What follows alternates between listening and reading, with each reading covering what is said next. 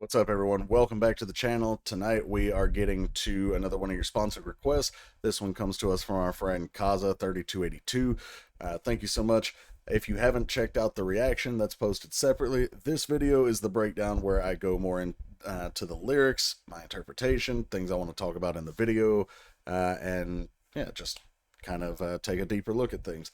So yeah, apologize for the really long intro in the reaction video. I kind of gave a JO1 story over there from KCON. If that interests you, feel free to obviously go watch that if you haven't. But other than that, let's go check out B Classic from JO1.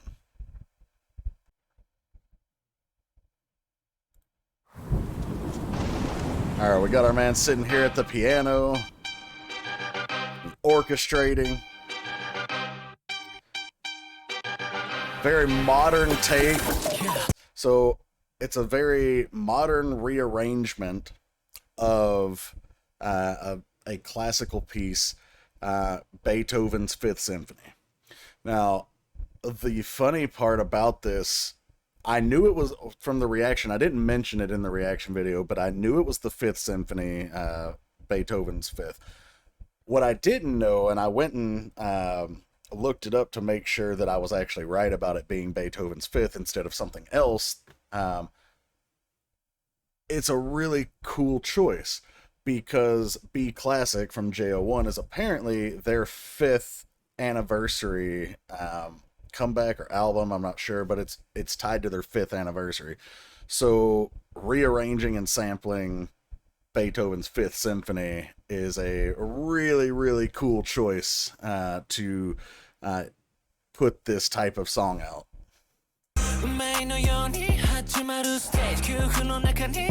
Over here we've got like the Swan Lake or Black Swan type of ballerinas.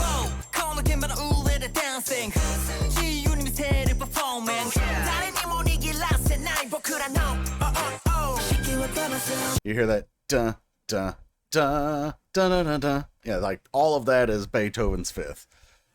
So before we get to this pre-chorus, oh, we're not quite there. Oh, we were there. So we've got a stage that starts like fate, a message hidden in musical rests.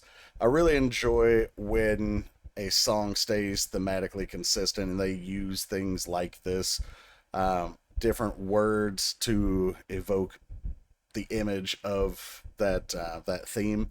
So in this case, we have the title of the song is B Classic, and we've got the classical themed music rearrangement. We've got different lyrical call outs to themes of music.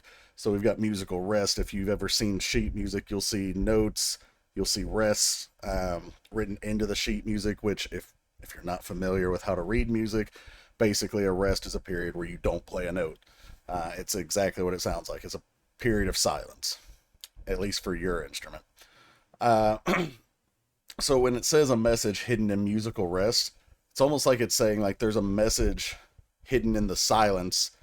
Like we don't always have to necessarily speak or sing loudly to get our message across. Then the next line's hear a sound, feel it.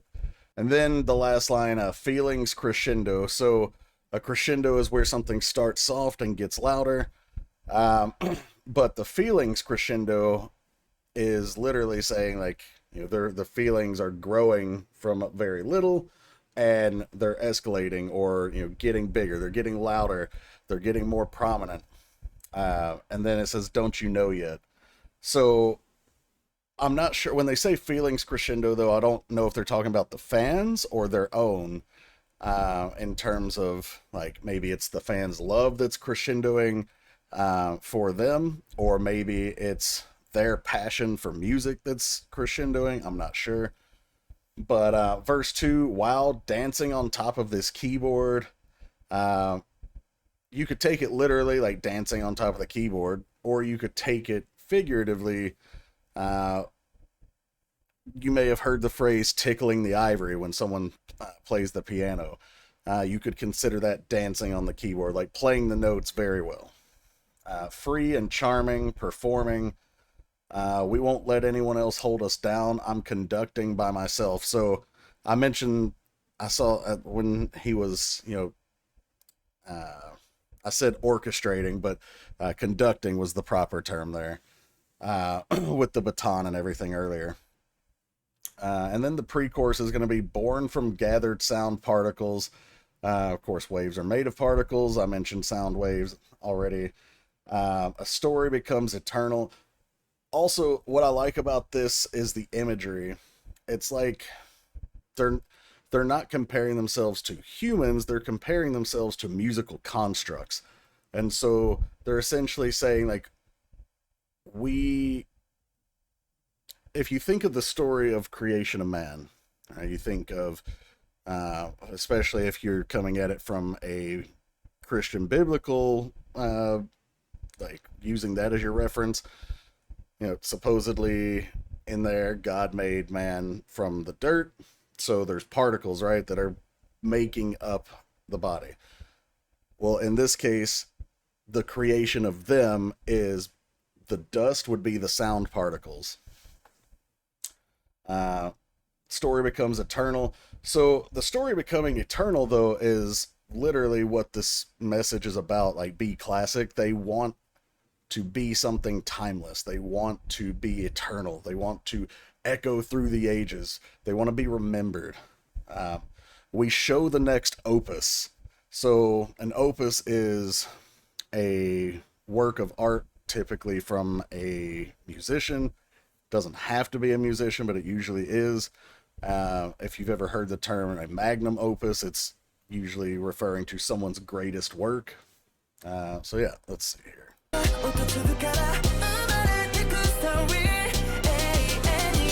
Got all the ballerinas going. Then right here, they even show Ludwig van Beethoven.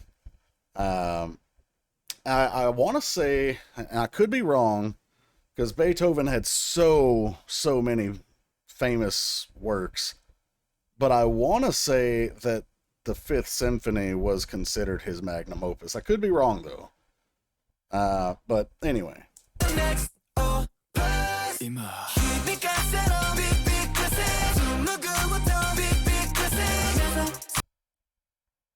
I wasn't going to stop here, but I hit the space bar by accident. So I'll just read the chorus.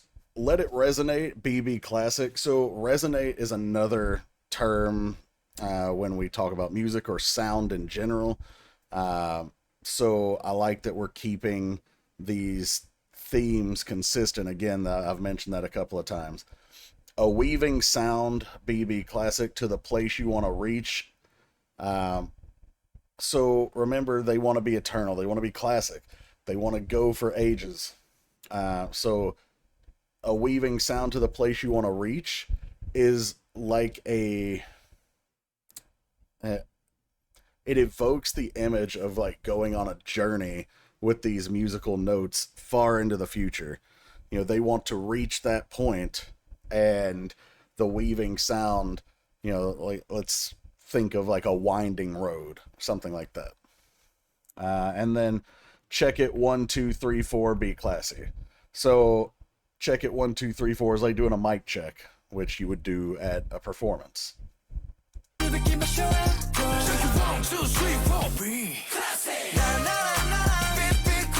That part's just creepy. I don't like it. Layered melody.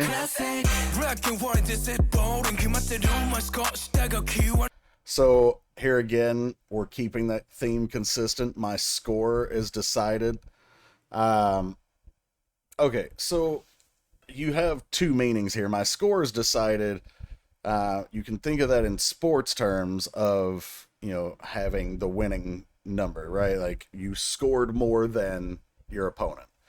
But also, as it pertains to this song, you have my score. A score is a piece of music. Black and white, that's it. Boring was the first line in this verse. Obviously, they're saying black and white is boring. They're bringing color to all of this. In the video, we're coming out of that black and white period. Right here. Super creepy masks, man. I don't like that at all. Anyway, Excuse me, I'm still getting over being sick. But so like I said, they're bringing color to this, but also black and white is how most sheet music is written. Actually how a lot of things are written, but in this case, I'm going to just keep the theme consistent. The rest of this verse is going to say going up, just like this, rewriting to the top. So when you write a piece of music, obviously a lot of times you're going to have revisions. You're going to keep changing parts. You're going to put harmonies, melodies, whatever you want to do. You're going to reorchestrate it, rearrange it to your liking. So they're essentially saying we're going to rewrite our story until, you know, we get it right, till we get to the top, till we get where we want to be.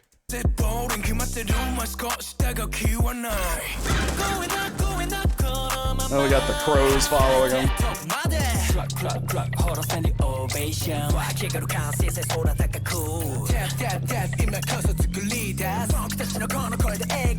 See, this line right here, we paint the world with our voices, that goes back to that black and white, it's boring. They're introducing the color to the world, and then here you see like all the different sheet music that they're rearranging over and over again. Conceivably, it's the same piece being rewritten, but it could also be multiple different pieces, but it's probably pages of the same piece that they're working on. An eternal, never-ending song, that's the B classic aspect.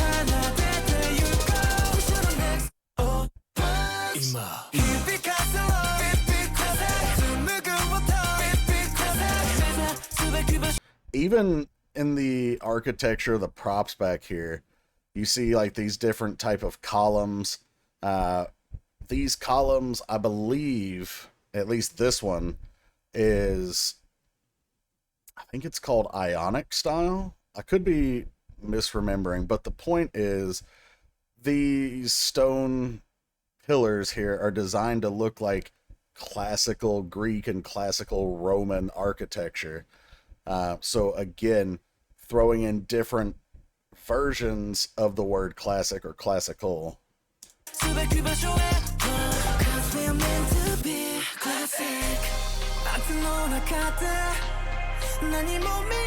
back in black and white.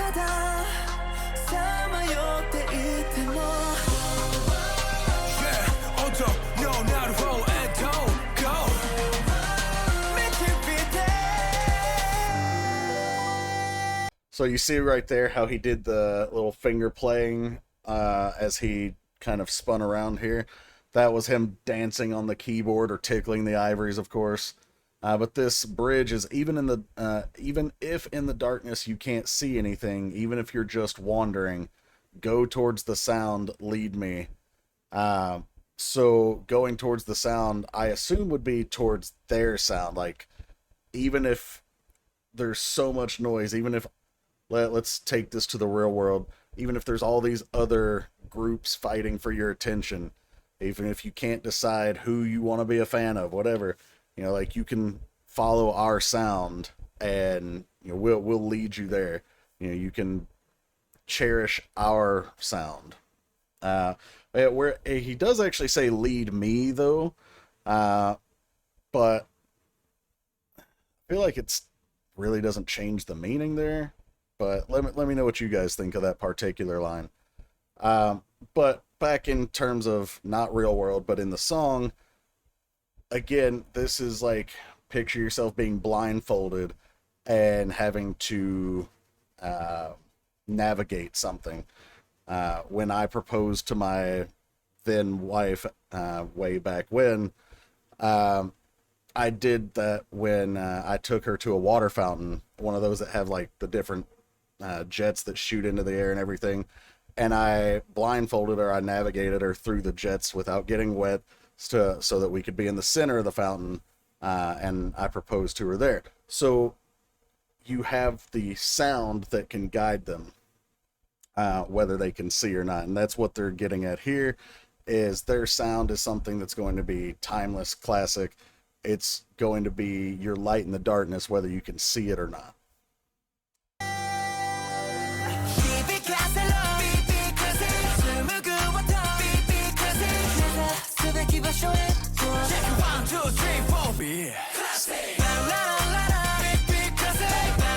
Also, right there where it said be classy,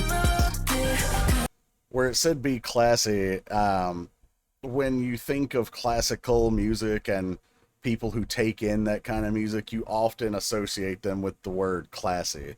You know, whether they actually are or not, it's a different story, but you consider them classy, you consider them cultured, refined.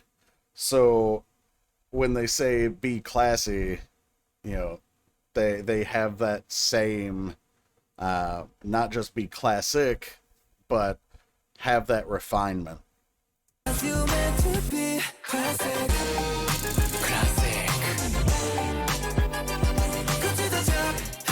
There's our maestro right here. And we saw a scene similar earlier where he cleared the table. He threw all the papers off with all the music. I want to say this is him acting as if he were Beethoven, because Beethoven was known to have anger issues. And pretty sure Beethoven was at least partially deaf. He might have even been completely deaf. I don't remember. Maybe I'm getting my figures mixed up here, but I think I'm right.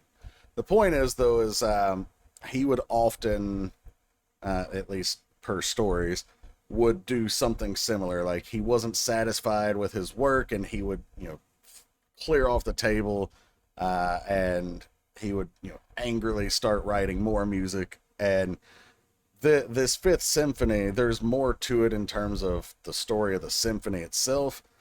I'm not going to go into that because I don't know all of it, but I do know there's an element of crescendo and building emotion, building anger in that song as well.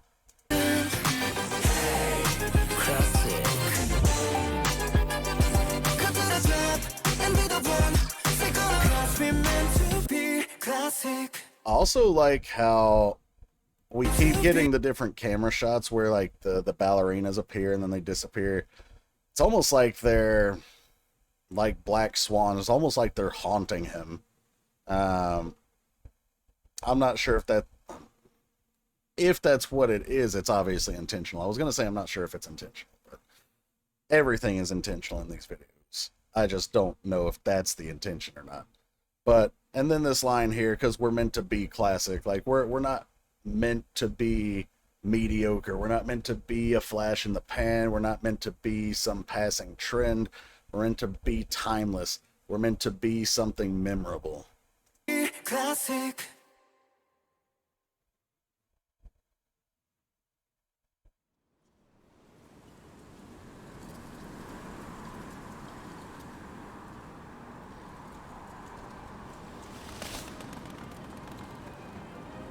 Not sure what kind of bird that was either. Alright guys, that was B Classic from JO1. Shout out to Kaza for the request. Really enjoyed this one. I don't know if JO1 has this sound typically, because as I mentioned, they were at KCON and I heard them perform. They put on a great show, but sometimes the sound gets drowned out, and so I can't really hear the lyrics or anything like that when I'm at KCON. If I don't already know the song, I can't really follow along sometimes. So it would be hard for me to say if any of their other stuff sounds similar to this, but really enjoyed this one regardless. I'd be curious to know if they sound like this or if they experiment with different sounds. I'm pretty sure it's the latter, especially because Japanese groups tend to experiment a lot more. But yeah, anyway, again, thank you for the request. If you want to find out how you can get requests done, you can either go the route that Kaza did, which is sponsoring it through PayPal, or you can use the Patreon link down below and subscribe to Patreon, where subscribers over there get access to things that I can't put here on the YouTube channel, as well as guaranteed prioritized requests that get sent to the top of the queue every month. If you enjoyed this video, please like, share, subscribe, hit the bell to enable your notifications. And yeah, I think that covers everything. I'll catch you for the next one. Take care, everybody.